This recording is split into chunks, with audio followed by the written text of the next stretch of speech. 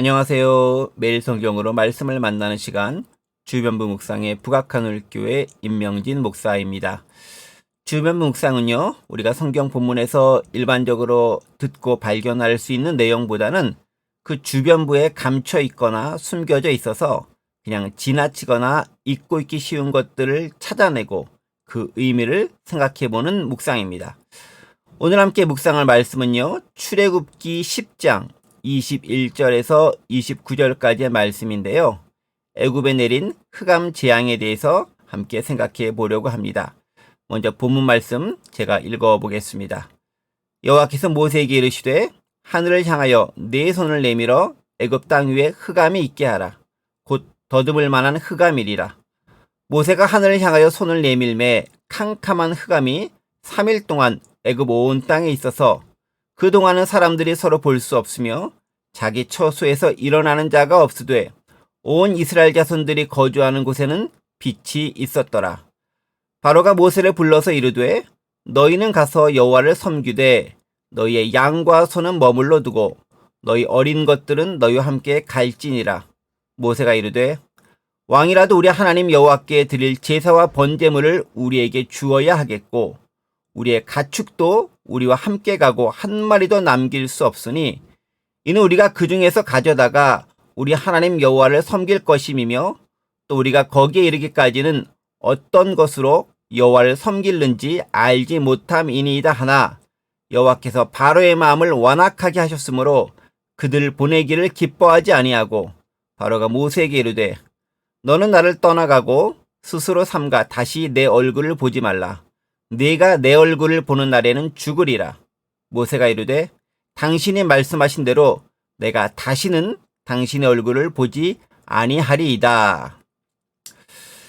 대낮임에도요, 갑자기 먹구름이 몰려와서 하늘이 어두워졌을 때를 경험한 적이 있을 겁니다. 대부분요, 급한 소나기나 우박 등이 내리는 경우가 많은데요. 이때 순간적으로 이러다가 지구가 멸망하는 거 아닌가, 혹은 지구가 멸망할 때 이런 현상들이 발생하는 것이 아닌가라는 생각이 들기도 합니다. 그런데 그런 현상이 3일간 그렇게 흑암이 지속된다면 어떤 마음이 들까요? 사실 저는 아직 경험해 보지 못했는데요. 극지방을 가면 극야의 시기가 있다고 합니다. 밤이 극단적으로 긴 현상입니다. 무척 춥고 힘들 거라는 것 경험해 보지 않아도 이미 짐작이 됩니다. 그런 곳에 가면 과연 무슨 생각을 하며 지낼 수 있을까요? 도무지 생각이라는 것 자체가 들기라도 할까요? 어느 날 애굽에 흑암이 발생합니다.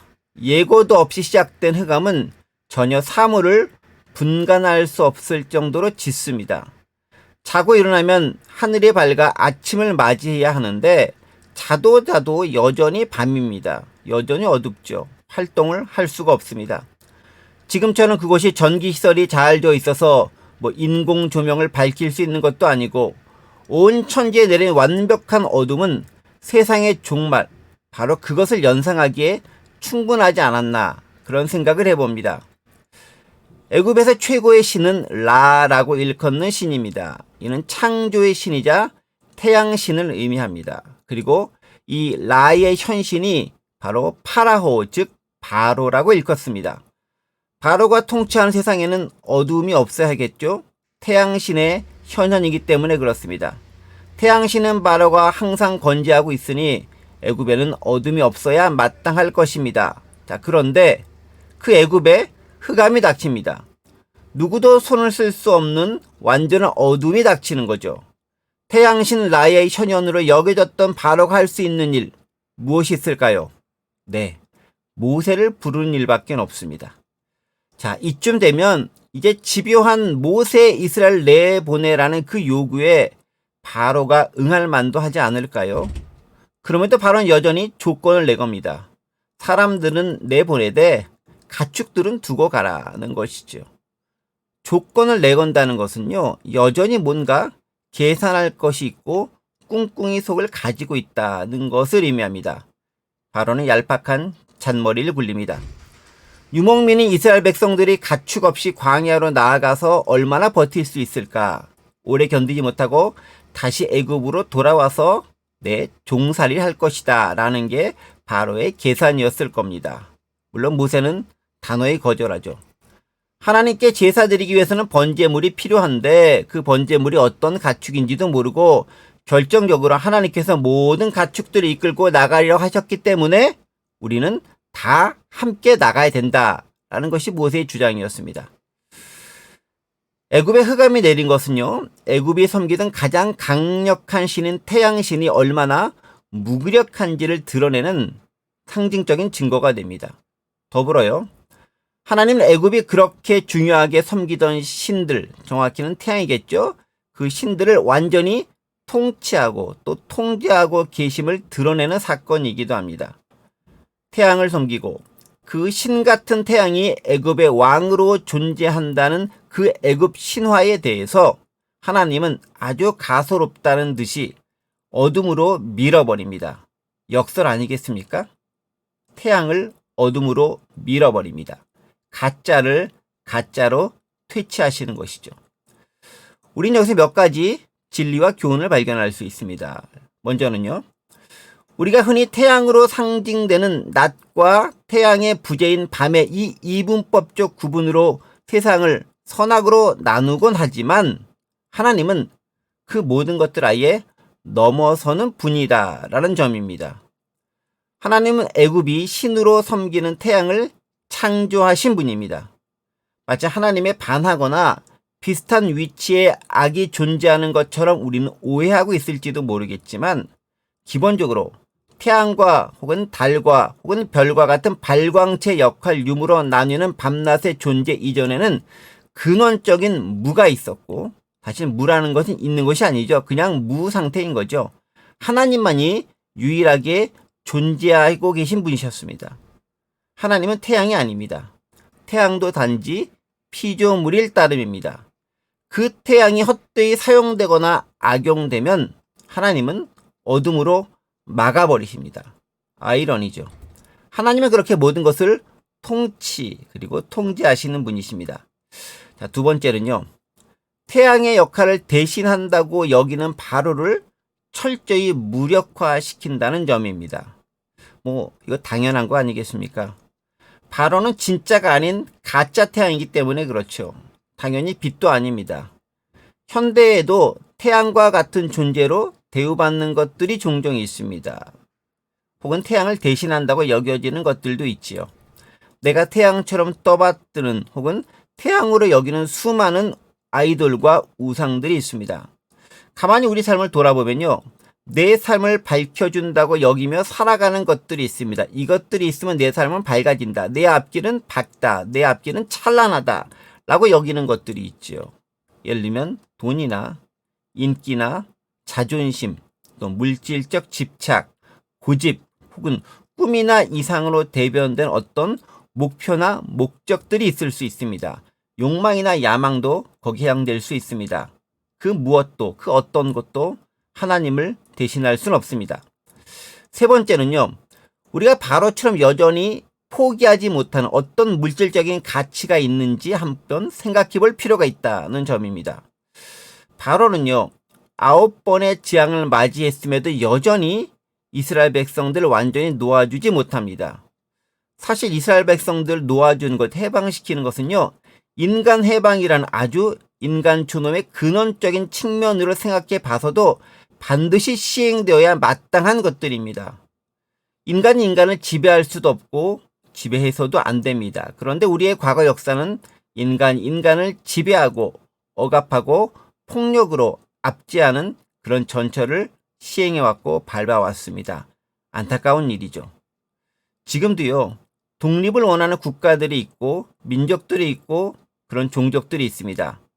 그리고 이들을 해방하지 못하고 통제하려는 강력한 국가 이데올로기도 여전히 존재합니다. 이것은요, 압제와 폭력으로 드러나게 됩니다.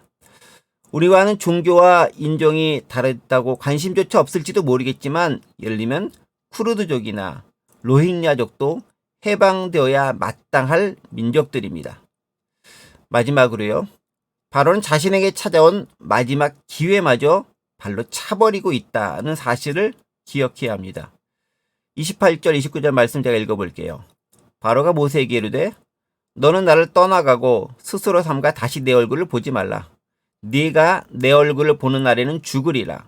모세가 이르되 당신이 말씀하신 대로 내가 다시는 당신의 얼굴을 보지 아니하리이다. 여러분, 그래요. 우리의 잘못된 욕심과 생각이 구원을 위한 마지막 기회마저 날려버리고 있지는 않은지 한번 돌아볼 필요가 있습니다. 이 말씀을 보고 듣고 묵상하는 사람들에게는 전혀 해당되는 사항이 아니겠지만 수많은 기회에도 여전히 아집과 욕심의 눈이 어두워 구원의 기회를 놓쳐버리는 사람들이 있습니다. 얼마나 안타까운지 모릅니다. 우리 역시요, 우리에게 찾아온 성장과 성숙을 위한 하나님의 권유와 또한 제시를 나의 사정과 바쁨과 상황이라는 핑계로 관심 없음으로 날려버리고 있지는 않은지 돌이켜보아야 합니다.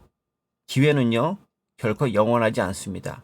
왔을 때 잡아야 하는 것이 기회인 것이죠. 심지어 바로에게는 10번이나 되는 엄청난 기회가 주어졌음에도 모두 날려버리고 맙니다. 그게 인간의 완악함인 것이죠. 내가 그 완악한 바로의 전철을 밟지 말라는 법 어디 있겠습니까? 항상 우리 자신을 돌아봐야 되겠죠. 이제 말씀을 정리해 봅니다. 하나님은 세상의 창조주이시면서 주관자이시기도 합니다. 우리가 이분법적으로 나누는 그 가치마저도 하나님의 통제 아래 있다는 것을 명심해야 합니다. 그 무엇도 하나님을 대신하거나 대항할 수는 없습니다. 또 하나님처럼 우리는 다른 섬길 것들을 여겨서도 존재하셔도 위치해서도 안 됩니다. 우리의 물질적 가치가 하나님을 잊게 만들거나 대항하게 만들어서도 안 됩니다. 그리고 하나님과의 관계를 아름답게 만들 그 기회를 놓쳐서도 안 됩니다. 하나님은 애굽 땅에는 흑암을 통해 그 빛을 사라지게 했지만 고센 땅에는 여전히 빛을 비추시는 분입니다. 당신의 선택한 백성에게는 아직 기회가 있다는 말이죠. 그 기회를 놓치지 않고 살아가는 우리가 되어야 되겠습니다. 잠시 기도하겠습니다. 하나님 아버지, 우린 여전히 하나님처럼 섬기는 다른 우상들이나 헛된 것들을 가지고 있지는 않습니까? 또 하나님을 대신한다고 여기는 다른 것들이 우리를 강력하게 지배하고 있지는 않습니까? 그런 헛된 것들로부터 우리를 지켜주시고 여전히 우리를 부르시는 하나님, 그 부르심에 순종함으로 그 기회를 잘 포착할 수 있도록 도와주옵소서. 감사드리며 예수 그리스도의 이름으로 기도드립니다. 아멘. 자, 오늘도 하나님과 동행하는 삶을 사세요. 샬롬.